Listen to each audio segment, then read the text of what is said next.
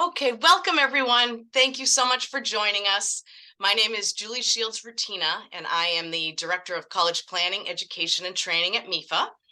And this morning, we're going to talk about Massachusetts state financial aid programs, and there's so much to share, a lot of exciting news. And let me just say a few logistics before I introduce our presenters. So if you have any questions, you can use the Q&A feature. The chat is disabled. And if you would like to have closed captioning, press the live transcript button and you'll be able to see the words that we're speaking. And also you can even choose the language that you'd like to see those the words spoken in. And if you need to leave, just know that this is being recorded, and we will send you the recording and the slides tomorrow. So you'll have those, so you don't have to take too many notes. And with that, I'm just so thrilled that we have presenters from the Department of Higher Education with us today. And first, we have Dr. Clantha McCurdy, who is the Senior Deputy Commissioner of Access and Student Financial Assistance. And I think a lot of you know Clantha. And also we have Dina Papanicolo, and Dina is Chief Legal Counsel at the Department of Higher Education here in Massachusetts. And we're going to actually start with Dina today, and she's going to talk with you about the tuition equity law. Great. Thank you, Julie. Good morning, everyone.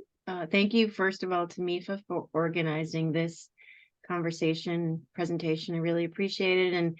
And before I begin, I want to thank everyone who's in attendance today. Thank you not only for your time and attention and for joining us today, but also for the tremendous work that you do day to day, helping, supporting, and guiding our students for college and career readiness. So I have a PowerPoint presentation today that I'm going to run through that will provide you with highlights on this new, very exciting law, the new tuition equity law in Massachusetts. So if you give me just a few moments to click away and start this presentation. Okay, hopefully you can all see my screen.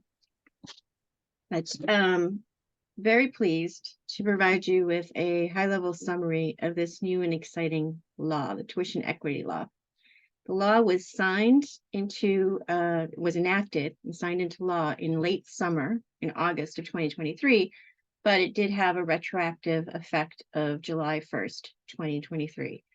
The legislature essentially created what we're calling a new pathway for students to establish eligibility for the in-state tuition rate and for state financial aid programs, irrespective, for the most part, of the student's immigration status. And by way of background, before this law was passed, there was only one main pathway for students to establish eligibility for in-state tuition, for state benefits, and that was to show that the student was a legal permanent resident of Massachusetts, including a U.S. citizen or a student with lawful immigration status. That pathway still exists. I will talk about that a little later in this presentation, but the law created a different separate pathway for those not eligible under the traditional model, and we're calling this pathway the high school completer status. So what is the high school completer status? To qualify for this status, a student applicant must have attended high school in the Commonwealth for at least 3 years, earned a diploma or the equivalent, such as a GED or the HiSET, in the Commonwealth, and met other documentation requirements that I'm going to talk about. These are in the law, so they are non-negotiable. 3 years of attendance in high school in Massachusetts, earning a diploma or GED or the same or the like in the Commonwealth. Any and all students can use this new additional pathway that, again, we're calling high school completer status. But as we all know, and as the department and others and the governor have recently celebrated, this intentionally extends access to in-state tuition rates and state financial aid programs in Massachusetts to certain non-U.S. citizens, namely undocumented students that meet all the high school completer requirements listed above and in the documentation section of our implementation procedures in the law. So the department issued implementation procedures that are available on our website. And the implementation procedures do include the points that I'm running through with you today.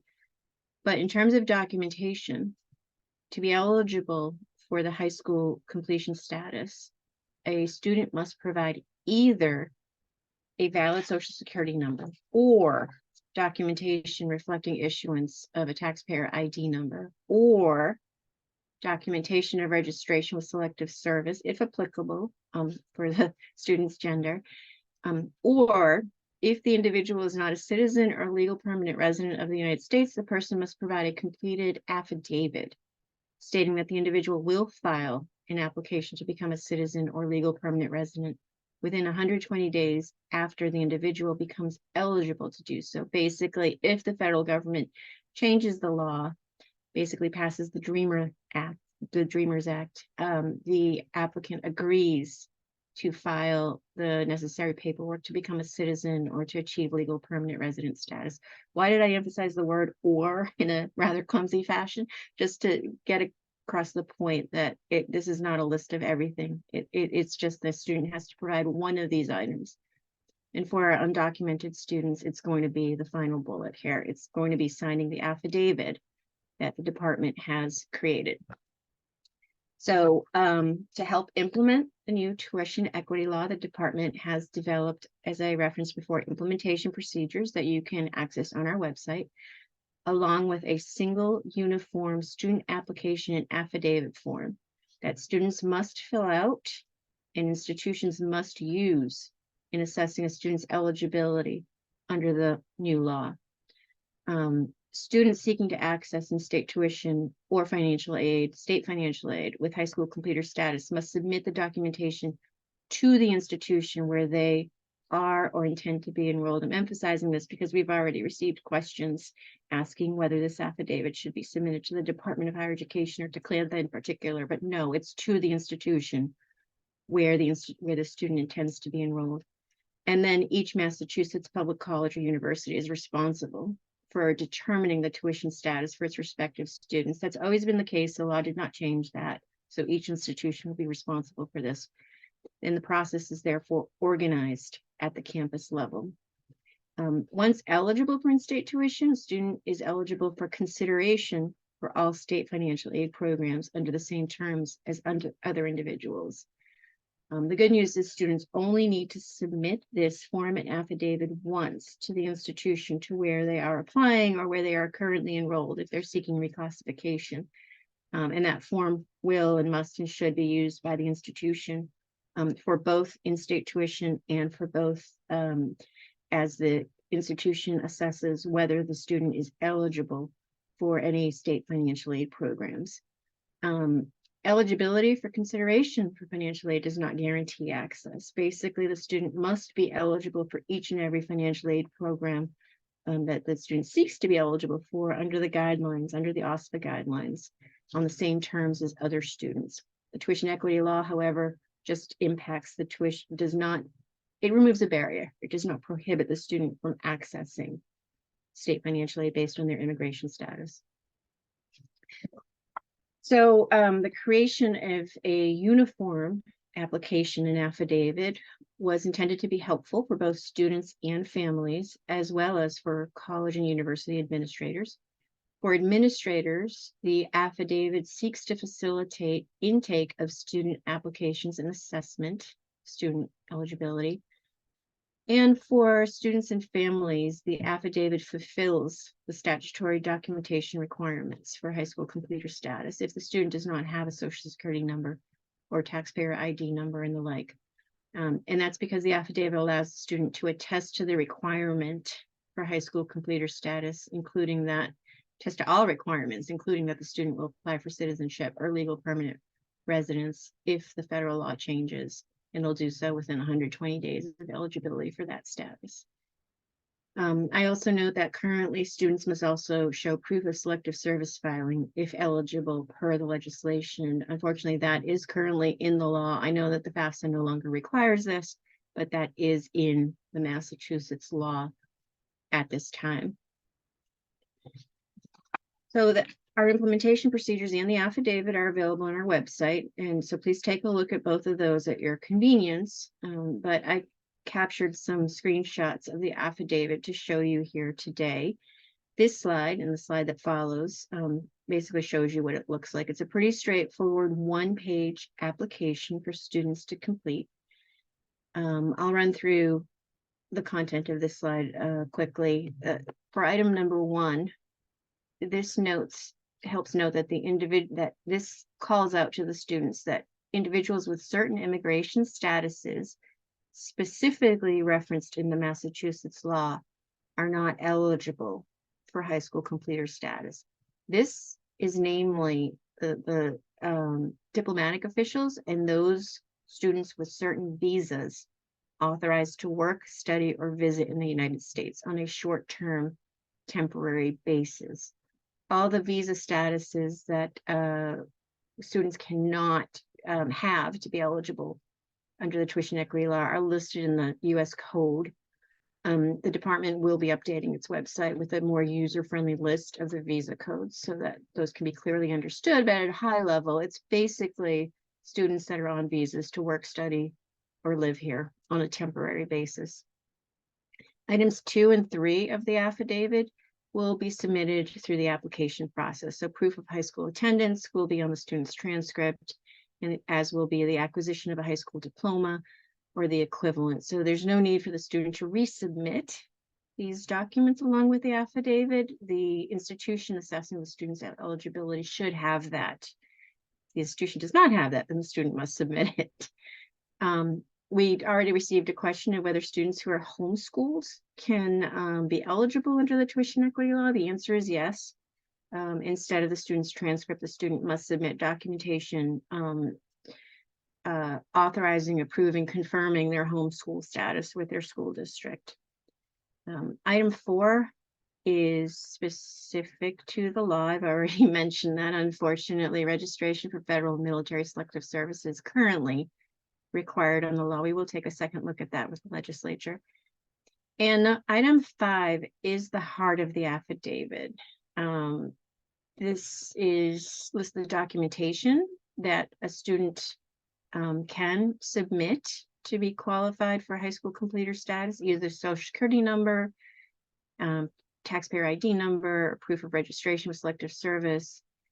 And it states that it attests that the student will apply for citizenship or legal permanent residence if and when the federal law applies. The attestation language appears near the bottom of the form, and it's highlighted in yellow. And this is where the student signs on saying that if I have not provided any one of the documents listed in items 5A, B, or C, I swear under the penalties of perjury that I have or will file an application to become a citizen or legal permanent resident once eligible to do so. And so, in developing this affidavit, we're somewhat fortunate that we were able to use the experiences of other states. So we did parallel best practices and parallel what other states have done.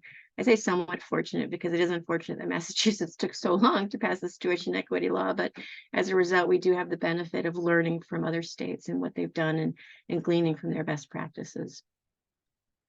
And finally, this is the last slide or last screenshot slide of the affidavit. At the bottom of the affidavit, there's this box for internal use only. It will be used by officials at the college or university. And this is where the either the financial aid officer or the admissions officer checks off whether they've received documentation that is listed in the law, and they'll check off on the right whether the student is eligible or ineligible for in-state tuition. Next, I want to talk about how we are rolling out the tuition equity law. It kind of snuck up on us, as I indicated at the beginning. The law was passed in August, right before the beginning of the semester, and it was retroactive to July 1. So we do have a lot of work that we need to do that Clantha will speak to in a minute in terms of developing a state alternative FAFSA form. So we're rolling this out in phases. For phase 1, upon intake and assessment, qualifying high school completers are immediately eligible for the Massachusetts in-state tuition rates at all public higher education colleges and universities, all Massachusetts non-need-based tuition waivers, such as the Adams Scholarship, if they're eligible under the terms of the Adams Scholarship and the other tuition waivers, and all Massachusetts non-need-based financial aid, such as the foster and adoptive fee assistance waivers, again, if otherwise eligible under the terms of each program. Now, this side is more applicable to students that are currently enrolled in our colleges and universities, not so much for high schoolers who are about to apply, because that was our main challenge in implementing this law quickly. We have a lot of, the law is retroactive to July 1, and we have a lot of, not a lot, I don't know the number, but we have undocumented students who are enrolled in our colleges and universities who are eligible to be reassessed. Their status can be reassessed under the law. So we're signaling to our colleges and universities that these students are immediately eligible once they're reassessed for non-need-based waivers, non-need-based financial aid, and in-state tuition rates. And once the student is deemed eligible, they will be retroactively approved. Their accounts will be credited for either the financial aid or tuition waiver, or the difference between the two in-state tuition rates.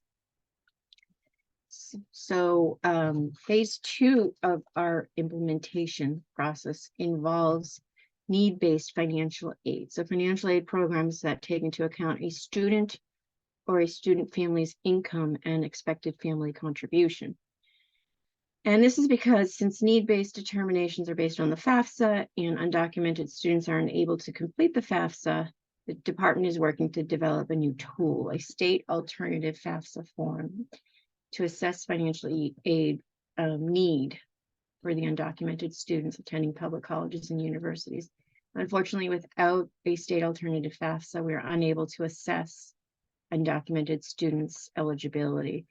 The good news is that the department anticipates that the state alternative FAFSA will be finalized in the coming weeks, and Clantha can speak to that more specifically, but definitely before the beginning of the next semester, before January 1. And eligibility determinations made during FY24 as students are being reclassified, again, enrolled students, will be retroactive to July 1, 2023, as applicable if the student was enrolled and taking courses at that time.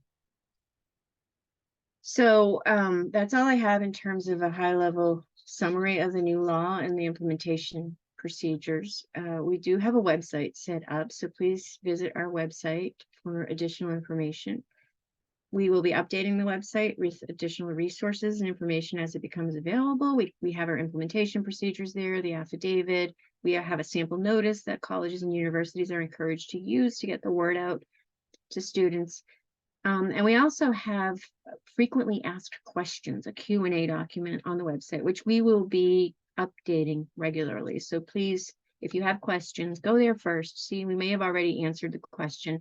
And if we haven't answered the question, you can submit your question through our website. There is an email address on our website, which provides you instructions for that.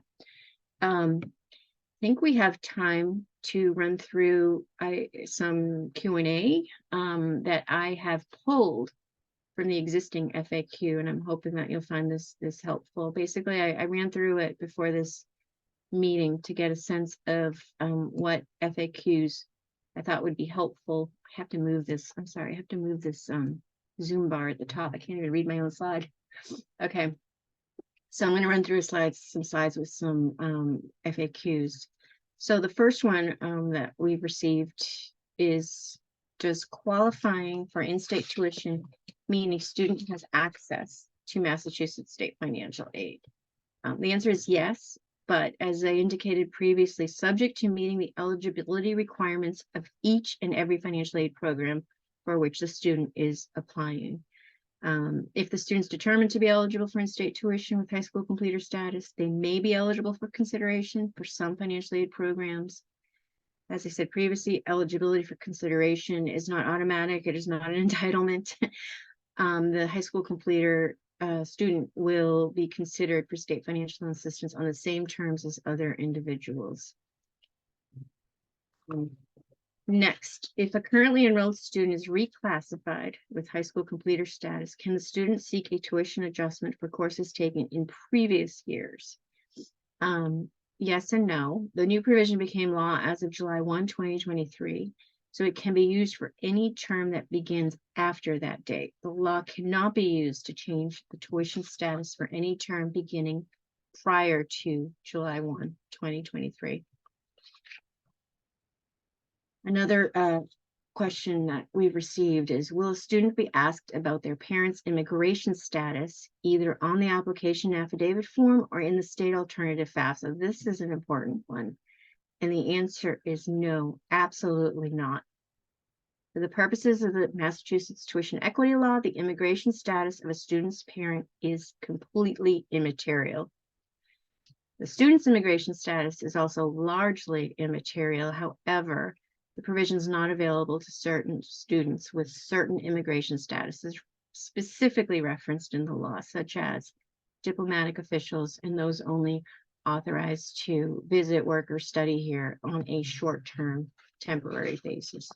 And this is an important and exciting part of the new law. The parent's immigration status is immaterial. What other ways can students be eligible for in-state tuition? I think this is a good question to review with our guidance counselors.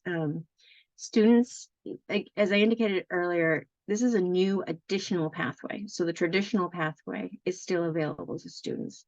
Students can also be eligible for the in-state tuition status by the primary traditional pathway, the Board of Higher Education's residency policy, which is on our website, which requires a student to establish U.S. citizenship, lawful immigrant status, lawful permanent resident status, and satisfy the residential requirement in showing an intention to stay in Massachusetts, either 6 months before enrolling in a community college or 12 months before enrolling in a university.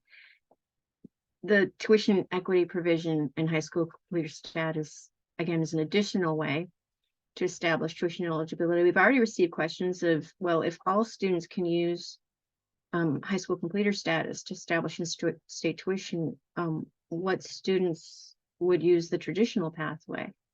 Well, refugees and asylum seekers would not be eligible for the tuition equity high school completer status, but they can access in-state tuition rate through the traditional pathway. And also students from other states who moved here but did not attend high school for 3 years. So students who moved here in their junior or senior, traditional students who moved here in their junior or senior year, or the student did not receive a diploma in Massachusetts. Maybe they did 3 years with high school here and moved out of state. There's no requirement that, so basically they would use the traditional pathway to access the in-state tuition rate. Does the Massachusetts tuition equity law impact the student's eligibility for federal financial aid? No. High school completer status and the tuition equity law does not change federal requirements or federal forms for financial aid, such as Pell Grants, direct loans. It's only applicable to state financial aid. And then finally, and I'm going to turn this over to Clantha now, but finally, I just wanted to note that if a student believes that a student was incorrectly classified or reclassified by the college or university in which they are enrolled or in which they are applying, the students do have appeal rights. The process is the student must first approach the institution to which the student is applying or enrolled to follow the institution's appeal process. And then students who remain aggrieved after raising the issue with their institution may also submit their concerns to the Department of Higher Education through the department's complaint process, the links to which are on our website. So with that, I think I'm going to stop there. But also to highlight to folks, you see on the bottom of the slide, we have an email address set up for questions regarding tuition equity. It's tuitionequity@dhe.mass.edu. So it's there where I encourage you to submit your questions, and we will be, as I said earlier, constantly updating our FAQ with frequently asked questions, not necessarily one-off questions, but frequently asked questions. So with that, I think I'm going to turn it back over to Julie and Dr. McCurdy. Thank you so much. And just before I turn it over to Clantha, we have two quick questions that I think maybe you could both weigh in on. I think they'll be quick. First is, are students with an employment authorization eligible to receive this program? That's a really good question. I didn't reference our current third additional pathway pursuant to which a student can access the in-state tuition rate. But what we call the DACA process still is available. So if a student has a work permit, the student can access in-state tuition under the traditional pathway. Students, just because a student has a work authorization doesn't make them a high school completer. High school completers must have 3 years of attendance in Massachusetts high school graduation securing a diploma in Massachusetts. But students who don't meet that criteria and have a work authorization should look at the traditional process. And the other quick one is, just given high school graduation is a requirement, what's the best timing for applying? For applying for the tuition, they should apply new students. So Clantha and I have been really focused on students who are currently enrolled in our colleges and universities, because as I said earlier, this law kind of snuck up on us and these students need to be reclassified during this year. But for students who are applying, who are in high school now, or non-traditional students who are looking to go to college or university, should apply with high school completer status with their college application. So there's no reason to delay. I think our institutions are in the process of revamping their processes and figuring out how to accept the affidavits and the forms along with the application, either before the student's admitted to allow this to reflect in the student's financial aid process, or after the student's admitted to allow the student to be reclassified and be eligible for the tuition rate. So I would just say, have the student apply like right away. The sooner the better. That's great. Thank you so much. Okay, Clantha, now you can share your. Okay, I'm gonna see if I can share this screen and get it into presentation mode here. Just 1 second here, because this thing is always in the way here. Let's see. Here we go. Okay, so good morning, everyone, and it's a pleasure to be with you again. We do these workshops once a year, and it's always good to bring information into you. I designed an agenda, and we've already gotten through probably the most important part of it, the tuition equity law.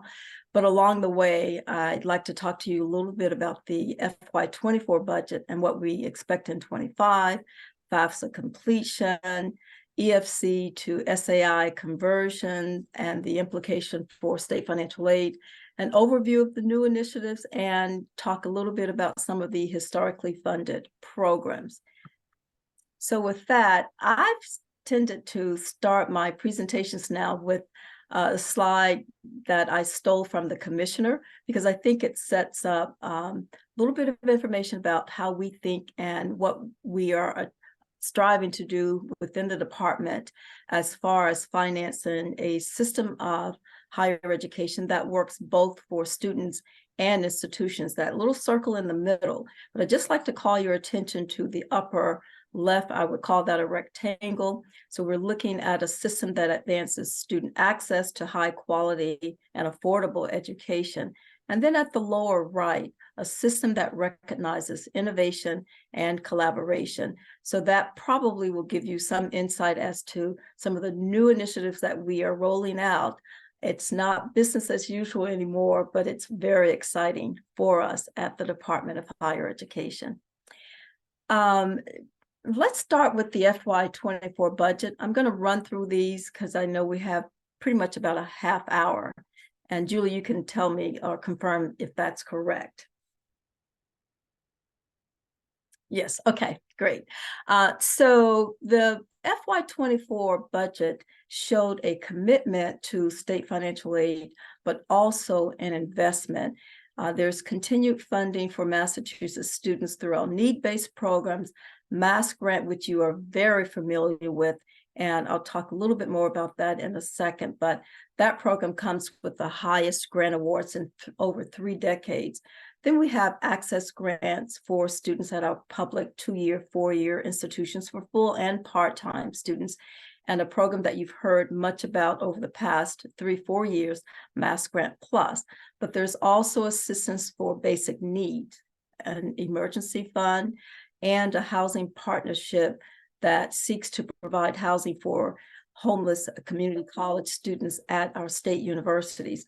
And then we've continued with funding for the entitlement programs, the tuition and fee assistance program for foster and adopted children or students, foster child grant, and also one that we have had for many years, the public service grant. And that basically provides tuition assistance for students and children and spouses of deceased firefighters. Firemen, police officers, and other military people who died during service. Sorry about that tongue twister.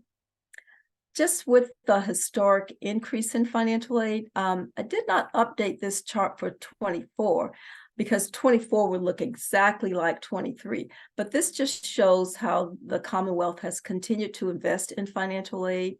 And we've gotten in the general scholarship account, we are now up to $175 million. But if you looked back in FY24, we were just barely reaching $90 million. So it's a tremendous leap for us. And it's been something that has allowed us to promote access to students in a number of ways. If we look at the new investment in financial aid, and this is what has been so exciting and what has also kept us busy at the department, new financial aid investments, $63 million for programs like Mass Reconnect for community college students, an in-demand scholarship program for public college students, and a nursing scholarship and support program for community college students. At the same time, we received an $84 million increase in financial aid for what we called financial aid expansion and redesign. And from that, there's Mass Grant Plus expansion, and of course, the access to financial aid for undocumented students. So Massachusetts then has done quite well. And if we look at budget expectations for next year, we do anticipate continued funding for these programs. In fact, the Department of Higher Education, along with our public and private stakeholders, will continue to advocate for this continued commitment. The first insight that we will get into the FY25 budget, of course, will come with the governor's release of her House One budget, which I think comes out around late January. And we'll continue to watch with great expectations as the House Ways and Means and Senate Ways and Means provide their budgets. But as we all know, that final budget is driven by the legislature. So hopefully they'll come back and provide us with that continued and increased commitment for our students in the Commonwealth. So what's new in financial aid?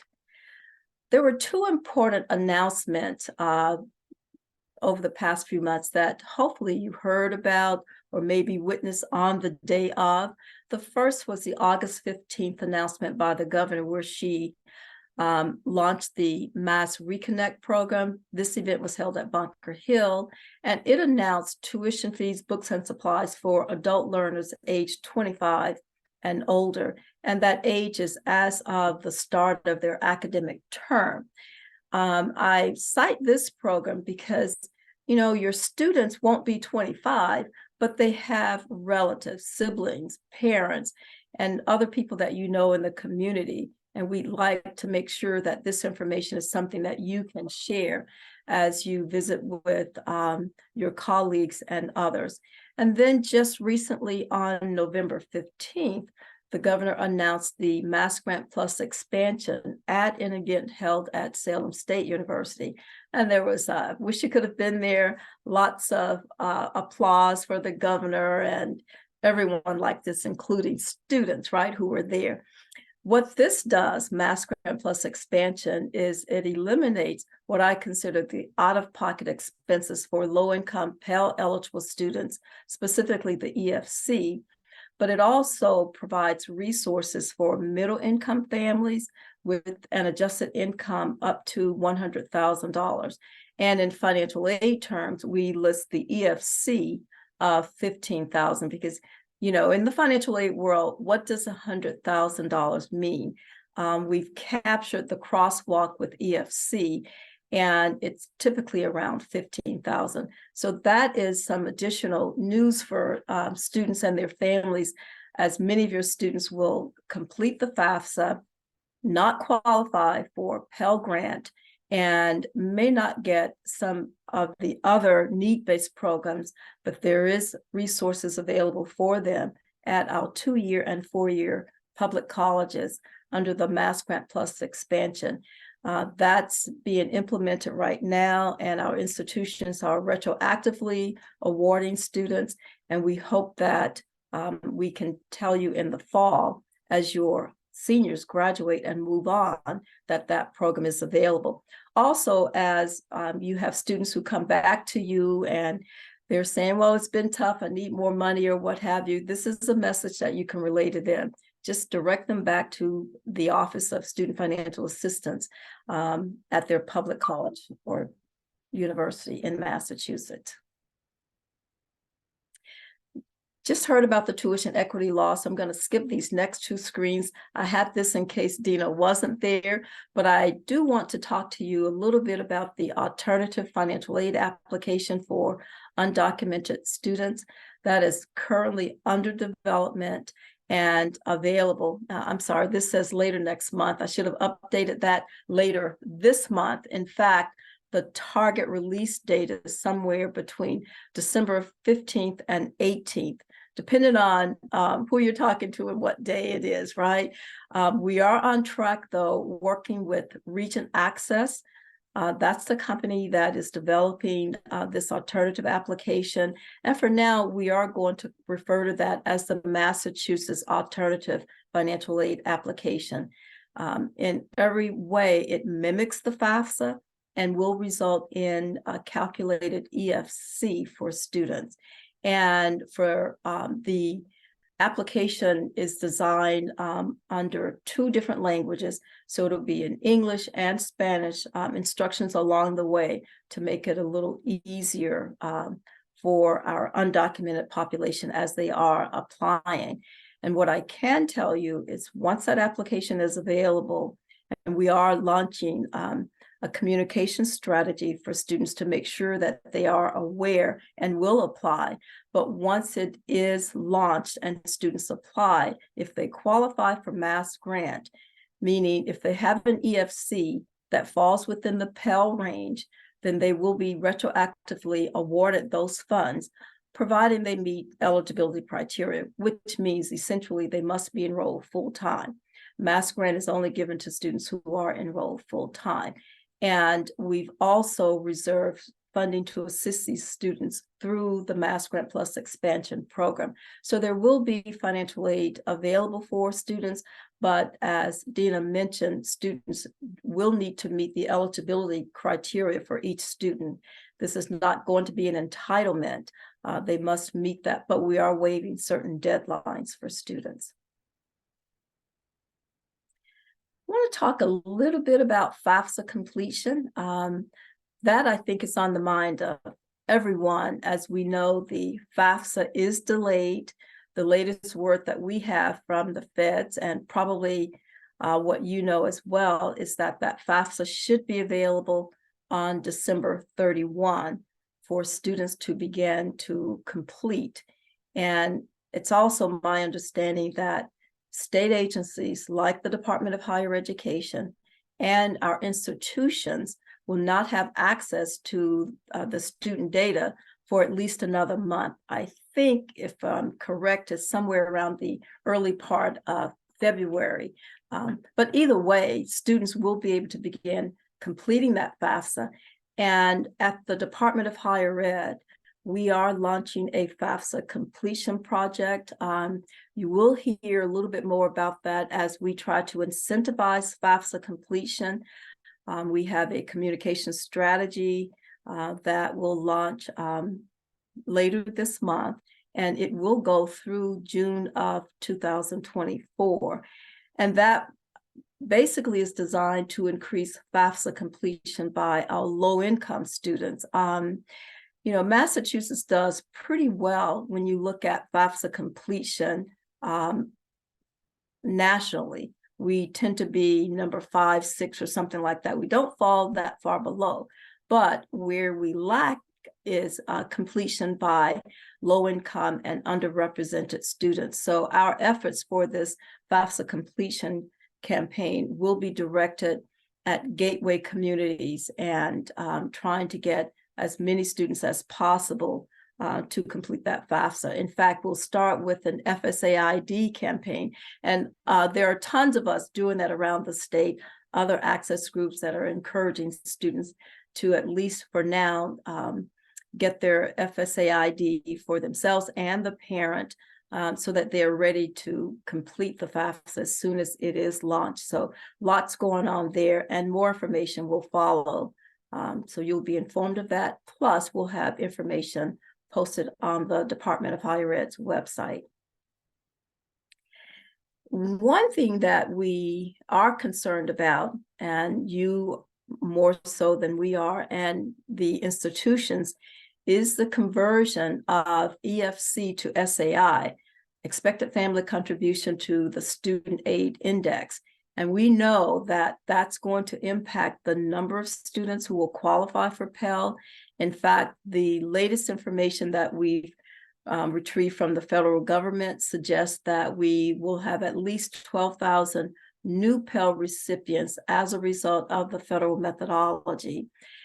And what's interesting is that we did our own research internally based on our FAFSA data, and we came up with basically the same number. We are anticipating 12,000 new Pell recipients. What we do not know is where those students will be on the range, whether they'll be at the lowest to the highest. That we'll have to wait on the FAFSA information to see. But also, in addition to that, we expect that there will be 25,000 current Pell recipients to receive the maximum Pell. So what that means is those students will likely have an SAI equivalent to the EFC range of 0 to probably 200. And I don't have that conversion just yet, but the lowest student aid index will be eligible for that max. And as we look at bringing those students into the fold, it will probably mean that we need more money to continue Mass Grant at the current levels. And that's something that we continue to digest and review so that we can get that correct as far as requesting funds for FY25.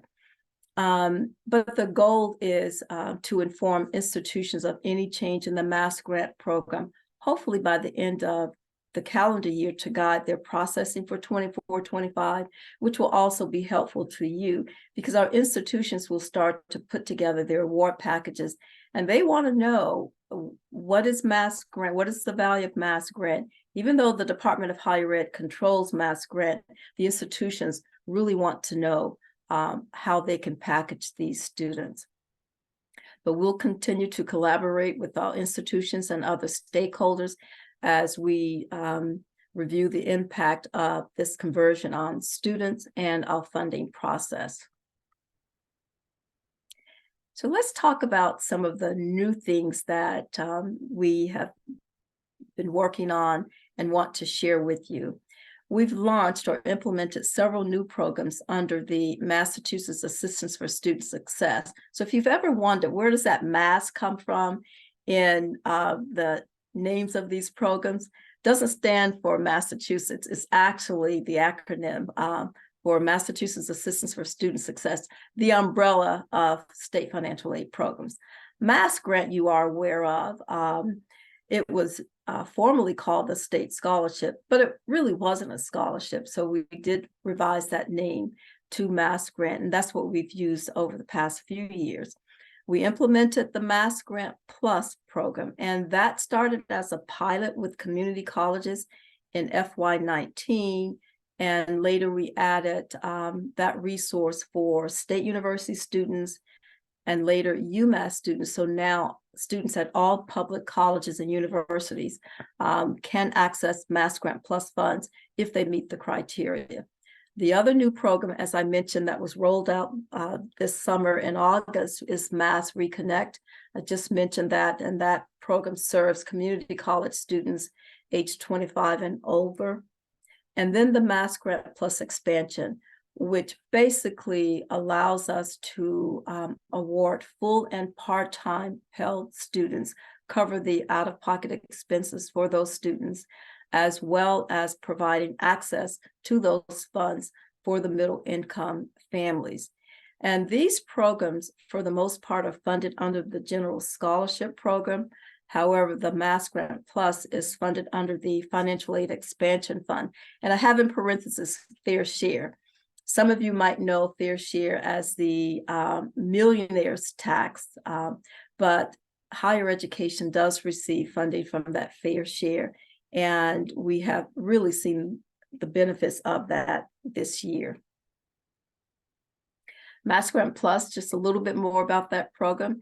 It is a last dollar grant that supports the students' direct costs for tuition fees, and in some cases, books and supplies. And I say that in some cases because if the student is Pell eligible, their books are covered. If they are non-Pell eligible, then it's just tuition and fees. And that program is really designed to supplement other state financial aid programs. The goal is to make college more affordable. And as I said, to help parents with their families with their out-of-pocket expenses.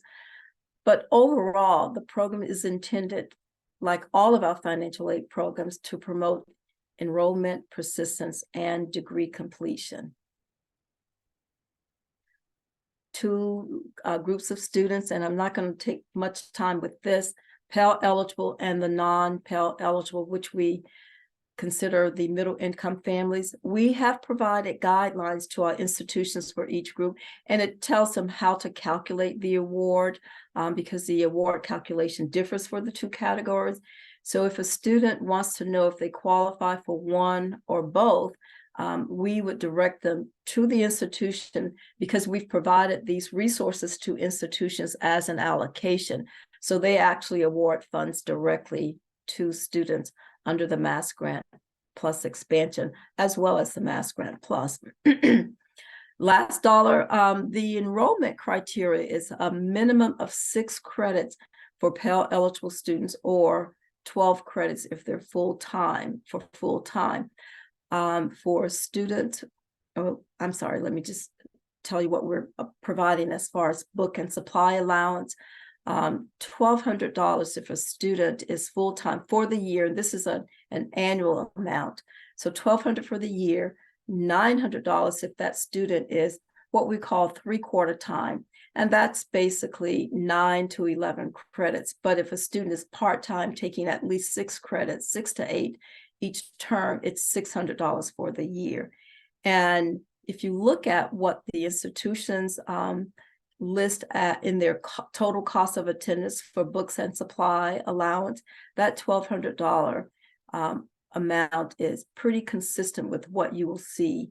Of course, if you are attending schools where, such as Mass College of Art, where there could be some additional expenses for that based on the type of major the student has, it will not cover that. But we do have that max amount that institutions can award to students under this program. And as I've noted, EFC is not a factor in the award calculation here. I think I've just gone through this, but this is for the middle income family EFC up to 15,000 or adjusted gross income 100,000. And as you can see, the award formula that the colleges are using is tuition and fees minus all grant aid equals unmet need. And these students are eligible for 1/2 of that unmet need, where EFC is not factored in, allowing the family to receive assistance for their out-of-pocket expenses. So this is very innovative in the sense that our state aid does not align with some of the federal programs that require that the institution consider EFC before making an award. So that's been a challenge for our institutions as they've had to implement new program standards or processes to get that done. But they have been great partners in getting those resources to students. And just to summarize here, the commitment under the Mass Grant Plus expansion does represent an historic expansion of state financial aid for public college students.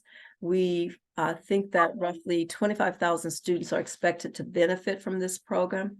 And this is the first time that Massachusetts is on record for covering the EFC for all full and part-time Pell eligible students, but also expanding resources to middle income families and making the awards retroactively for this fall for students, because this program was just launched in November.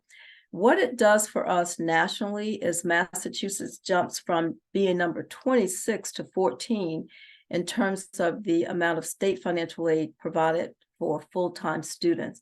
And that's an amazing jump in 1 year. And I'm hoping that we can continue that and hope that that will continue to go.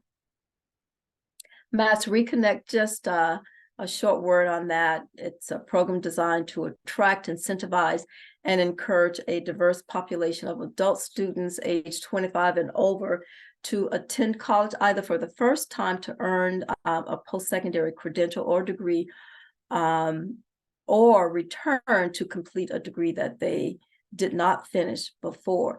And believe me, there are a number of students doing both, going for the first time or going back. And I get calls continuously where people can't believe that that's there, but it truly, truly is. And it's been a great program for our community college students or adult learners. I'm going to skip that. Let's talk a little bit about other state programs that in the time that we have left. I just listed some of the programs that you hear about every year. Mass Grant, where we have committed $75 million this year, and that's a long way from 30 or 40 million. Cash Grant, $26 million. The Gilbert Grant, which provides support for Massachusetts residents who attend our private or independent colleges within the Commonwealth.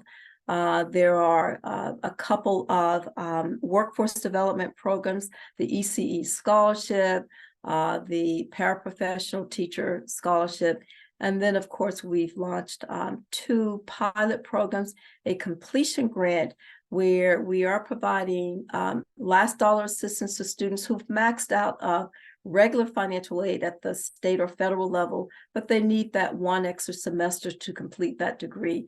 And that has been a very popular program at our 4-year institutions. And of course, since the pandemic, having emergency funds available for students for things like housing, childcare, transportation, any immediate need that students will have. And just a little bit about some of the tuition waivers that we have for your entering freshman students or those who are continuing. We spend about $19 million for a need-based tuition waiver, $16 million under the John and Abigail Adams Scholarship, $2 million on the Koplik Certificate of Mastery, the valedictorian tuition waiver, which a lot of people are interested in now. We didn't have a lot of interest in that, but we now do. But you know, it's the tuition waiver is a very small amount of the student's total cost. I think up to about $1,740 if you are enrolled at one of the UMass campuses, and a whole lot less at community colleges or the state universities.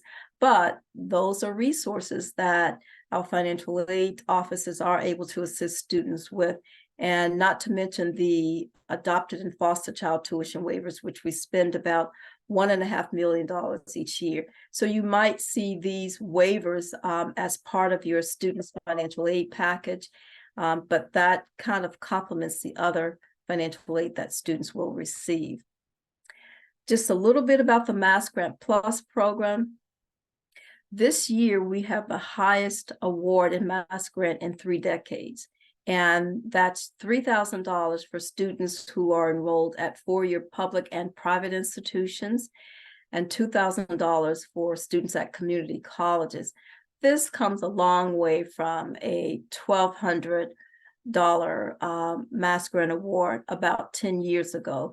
But we still haven't caught up with where we were in the early 90s when the max was $3,600. We may get to that at some point, but this speaks volumes, and it has certainly made a difference to students. We continue to use May 1st as a priority deadline, but I will tell you that as you see that last bullet, any FAFSA applicant whose application comes in after May 1st or starting with May 2nd will be awarded on the basis of available funds. And we have been able to, in some years, get as far as June 1st. During COVID, we were able to get a little bit further because, of course, enrollment dropped off. But we also now will be providing resources for the undocumented student, and they must complete that alternative financial aid application. I have their date to be determined for FY 25, the 24-25 year, because that application is also currently under development, and we don't have the target release date there yet, but we will align that with what we think is fair for those students, and that these students must have an eligible student aid index. So the bottom line for Mass Grant, if you qualify for Pell Grant, you will qualify for a Mass Grant. And that has always been the philosophy. This just shows you the number of applications we receive every year by the May 1st deadline. You know, not all of these students are awarded, of course, because a number of students will go to out-of-state institutions or not attend an institution in Massachusetts. But we are very consistent and back on the increase with application or FAFSA completion since the pandemic. Just a word about the entitlement programs. The Adopted and Foster Fee Assistance Program, level funded at $7.2 million. We serve about 800 students with that program. The funding has been sufficient to award any student who is enrolled. And the same thing for the Foster Child Grant, which is funded a little lower at $1.4 million. It is a last dollar scholarship, but completely portable. And students can receive a last dollar grant up to $6,000 a year to attend any school of their choice. And lastly, the Christian Herder Scholarship. And I have this last because in a few days, you will get the information about the 2024 application. I don't think that's gone out just yet. But this is a competitive 4-year scholarship that requires the student to be nominated during their sophomore or junior year. And you have been great in nominating students for this program. Student must demonstrate financial need and show evidence of extenuating circumstances, but more so an ability to overcome obstacles. And they can enroll in a post-secondary institution anywhere in the United States. The scholarship cannot exceed more than half of their need, but because we cannot fund half of a student's need at an independent or private college with tuitions that exceed $60,000, the average award is about $17,000, but the maximum for this year is $20,000. And again, still a very nice scholarship for these students. So when you get that information, please nominate them, because I think this year we'll go back to the State House and have the Herder Scholarship Award ceremony. We haven't had that since COVID. So we are looking forward to that. And at that, I am done with my presentation, and I think it's right on the dot with the time. Thank you so much, Clantha. It is, and that was wonderful. So much I will say, very positive, great information. Very nice to hear. We did have a couple of last questions that I think were more for Dina about visas. There were just a couple. So I would say that she, in her slides, gave that nice question email that you can write in. So I would suggest that you just, follow up with that. There is one question, Clantha, that I think you'll be able to answer. Sure. Someone asked, if someone is eligible for the in-state tuition, will they be eligible to receive a mass no interest loan? If they, yes, they will be. They'll have access to all state financial aid, which includes the no interest loan program. They just have to attend a public or private college or university that participates in that program. Not all institutions participate in the no interest loan, but yes, they will be eligible. Thank you, Clantha. And that's a great question. Yes. Well. Yes. So thank you so much, Clantha, and I'm so grateful to Dina as well. And thank you for all your wonderful questions. And as I mentioned, we'll be sending the recording, and we will have the slides that will get to you, and we'll be putting those in a prominent place on the MEFA website as well. And please know that you can reach out to all of us for questions as we move forward with all of these great programs. Sounds great. Thank you so much. Thank you, Clantha. Thank you all. Have a good day. Bye.